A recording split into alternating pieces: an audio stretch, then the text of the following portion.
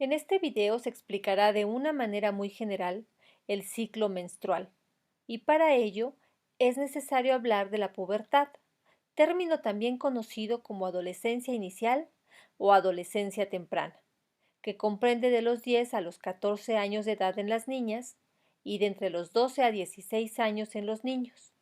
Pero el llamado estirón puberal, es decir, el aumento en tamaño que te dará tu estatura final, puede ocurrir antes o después de esta etapa. En adelante me referiré a la pubertad del sexo femenino, pues es en este donde ocurre el ciclo menstrual. Sin embargo, es o debe ser de interés de ambos sexos. El inicio de la pubertad femenina comprende tres etapas: telarquia, pubarquia y menarquia. ¿Qué quiere decir todo eso? La telarquia es la primera etapa y por lo tanto con la que da inicio esa fase de la vida en las mujeres. Pero, ¿qué ocurre en esta etapa? Da inicio el crecimiento de las glándulas mamarias. Mientras que en la pubarquia, es decir, la segunda etapa, se produce el inicio del crecimiento del vello púbico. Finalmente, en la tercera etapa, que es la menarquia, se produce la primera menstruación. ¿A qué edad suceden estas etapas y cuánto tiempo se prolongan? En la mayoría de los casos, la telarquia ocurre a los 10 años de edad, aunque ese inicio puede adelantarse desde los 8 años o retrasarse hasta los 14.5. En cuanto a la menarquia, suele ocurrir aproximadamente 2 años después de haberse iniciado la telarquia, por lo que aparecerá entre los 10 y 16 años de edad, dependiendo de cuándo comenzaron a crecer los senos, pero en promedio suele ocurrir a los 12.6 años de edad. Después de la menarquia, las adolescentes suelen crecer en longitud en promedio 6 centímetros más. El desarrollo de estas tres etapas puede tener una duración de entre 2 y 4 años, pero entre persona y persona existen notables variaciones influidas por la carga genética, la alimentación, origen geográfico, exposición a sustancias y otros factores como el ejercicio físico que a su vez repercuten en los cambios hormonales y metabólicos de la persona. Cuando da inicio la pubertad, se activan varias glándulas endocrinas que participan en los cambios fisiológicos y físicos de la mujer. Estas glándulas son el hipotálamo y la hipófisis, o también conocida como pituitaria. El primero activa la glándula pituitaria, que entre otras hormonas produce también a la del crecimiento, y la pituitaria a su vez activa a las suprarrenales, pero previamente se han producido cambios en la maduración de otras glándulas como la tiroides. El ciclo menstrual, por su parte, es el resultado de la interacción entre las glándulas hipotálamo, hipófisis y ovarios con el útero. Entre estos órganos se produce una relación compleja de secreción hormonal y acontecimientos fisiológicos que no hacen más que preparar al cuerpo para lo que puede ser un futuro embarazo. Demos entonces inicio al ciclo menstrual, el cual entenderemos como una serie de eventos neurofisiológicos y hormonales que se repiten cada cierto tiempo en el aparato reproductor femenino, como se verá a continuación. En el ciclo menstrual están interactuando y sucediendo a su vez dos ciclos: el ciclo ovárico y el ciclo endometrial. El primero se puede dividir en dos fases, la fase folicular y la fase luteínica, mientras que el segundo, es decir, el ciclo endometrial, se puede dividir en tres fases: la proliferativa, la secretora y la de descamación, mejor conocida como menstruación. Ambos ciclos, tanto el ciclo ovárico como el endometrial, se superponen uno sobre el otro en el tiempo. La aventura comienza en el ovario con la fase folicular, que abarca desde el primer día de sangrado considerado como día 1 hasta el día 14 del ciclo. Cabe aclarar que el número de días para esta fase puede variar entre cada persona o incluso en una misma, lo que da origen a las irregularidades menstruales. Para que se produzca la fase folicular, el hipotálamo secreta a pequeños intervalos, pero de manera sostenida, una hormona conocida como factor liberador de gonadotropinas, misma que regula en la glándula hipófisis la secreción de la hormona folículo estimulante, misma que viaja hacia el ovario. El aumento de la ya mencionada hormona folículo estimulante en combinación con los niveles bajos de otras dos hormonas conocidas como estradiol e inhibina, al inicio de la fase folicular estimulan el desarrollo de aproximadamente 20 folículos primordiales, los cuales se formaron en miles desde la octava semana de gestación y permanecen así hasta que son estimulados por la hormona folículo estimulante en el primer ciclo menstrual y en los sucesivos a lo largo de la vida fértil de la mujer. Cada uno de estos folículos primordiales contiene en su interior un óvulo inmaduro y su desarrollo va acompañado del ahora aumento de estradiol por parte de un tipo de célula conocida como folicular ovárica, presente en los ovarios de todos los mamíferos. Todo esto provoca que aumente el nivel de hormona luteinizante, siendo seleccionado el folículo más grande en tamaño, conocido como folículo dominante, el cual madurará preparándose para la ovulación.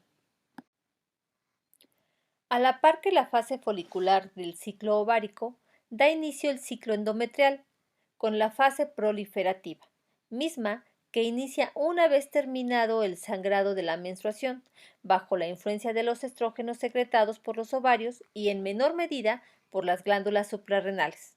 Esta fase consiste en el crecimiento de la superficie que reviste al útero conocida como endometrio, aumentando su espesor con el aumento en número de vasos sanguíneos y multiplicación celular.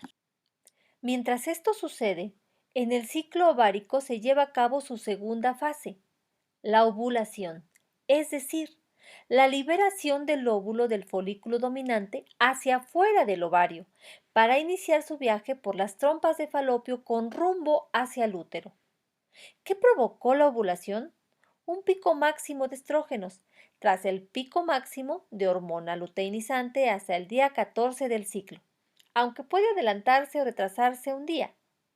Este evento va seguido de la degeneración del resto de folículos.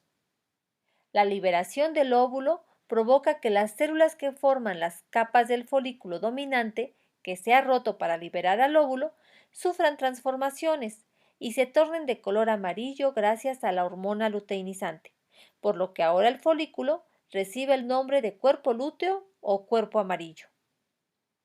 Así, en la fase luteínica o luteinizante, que abarca el tiempo transcurrido entre la ovulación y el principio de la menstruación, un periodo por cierto bastante constante, los niveles elevados de estradiol, progesterona e inhibina provocan que los niveles de hormona luteinizante y hormona folículo estimulante se reduzcan de manera brusca.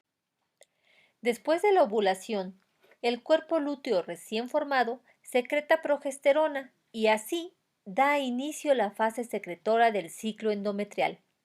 La progesterona provoca que continúe y por lo tanto aumente el espesamiento del endometrio, que había empezado en la fase luteinizante. Entretanto, el óvulo sigue su camino por las trompas de falopio. Si es fecundado, se implantará en el endometrio, dando lugar a la gestación.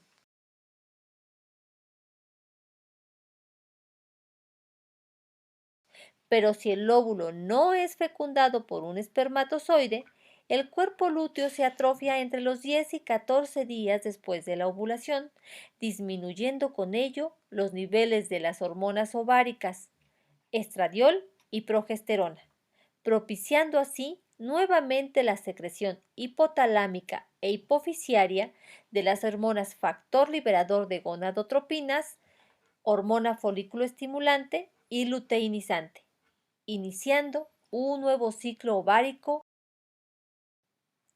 Así llega la tercera y última etapa del ciclo endometrial, la menstruación o descamación mensual fisiológica y periódica de la mucosa del endometrio, es decir, del tejido formado en las dos primeras etapas del ciclo endometrial. Este tejido se muere y se desprende por completo debido a la ausencia hormonal, siendo expulsado por la vagina junto con sangre, moco y células vaginales. En resumen, el ciclo menstrual se divide en dos ciclos que suceden al mismo tiempo, pero el ciclo ovárico regula los procesos que suceden en el ovario y por ende el desarrollo del óvulo, mientras que en el endometrial se regula el desarrollo del revestimiento del útero, es decir, del endometrio. El primero es dependiente de las hormonas folículo estimulante y luteinizante, así como el factor liberador de gonadotropinas, mientras que el segundo es dependiente de las hormonas estrógenos, progesterona, estradiol e inhibina, preparándolo para la anidación del óvulo fecundado en caso de que esto suceda. ¿Cuándo puede el óvulo ser fecundado? Es decir, ¿qué días son fértiles en el ciclo menstrual? Tomaré de ejemplo el ciclo de 28 días, donde la ovulación ocurre, como ya se vio, a la mitad del ciclo, es decir, a los 14 días, aunque recuerda que puede variar más o menos un día hacia adelante o hacia atrás. En cualquier caso, el día en que el óvulo es liberado de su cubierta protectora, por supuesto, eres fértil, más 3 días hacia adelante de la ovulación y 3 días hacia atrás, aunque algunos textos contemplan solamente 2 días hacia adelante y 2 y medio hacia atrás. El resto son días infértiles.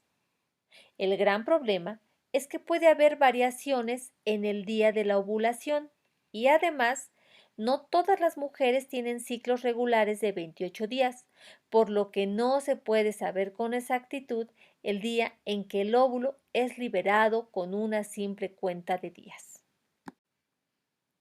Conocer los cambios cíclicos que se producen en el ciclo menstrual es importante debido a que son la base de un método indirecto para la valoración de la función endocrina del aparato reproductor femenino. Un ciclo menstrual se considera normal cuando se da entre cada 24 a 38 días. El sangrado dura de entre 3 a 8 días, con una cantidad de flujo menstrual de entre 30 y 80 mililitros por ciclo. Cabe aclarar que es normal que exista cierta variabilidad en la duración del ciclo de un mes a otro en todas las edades, pero todavía es mayor durante la adolescencia. Tras la menarquia, son comunes las alteraciones del ciclo menstrual en los primeros años, pero deben ser vigiladas para evitar repercusiones en la salud. Las alteraciones menstruales engloban una serie de trastornos relacionados con el ciclo, ya sea por alteración en la cantidad de sangrado, por ausencia o por exceso, así como por dolor en los días de la menstruación. Dichos problemas afectan hasta un 75% de las adolescentes. Habitualmente, se trata de procesos leves sin repercusión en la salud, pero requieren una valoración adecuada por el médico experto, que en las adolescentes sigue siendo el pediatra. ¿Cómo saber cuándo debes acudir al médico?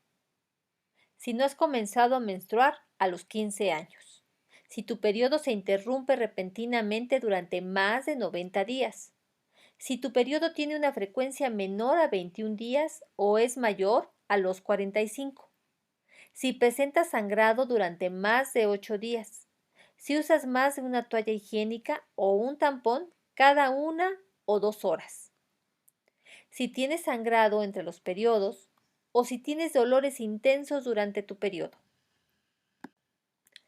Es importante que tengas registro de cuánto tiempo pasa entre una menstruación y otra, cuántos días dura tu sangrado en cada periodo, así como de la cantidad del flujo menstrual. Actualmente, existen muchas alternativas a las tradicionales toallas femeninas. Esas alternativas son mucho más recomendables para tu salud y para la del ambiente.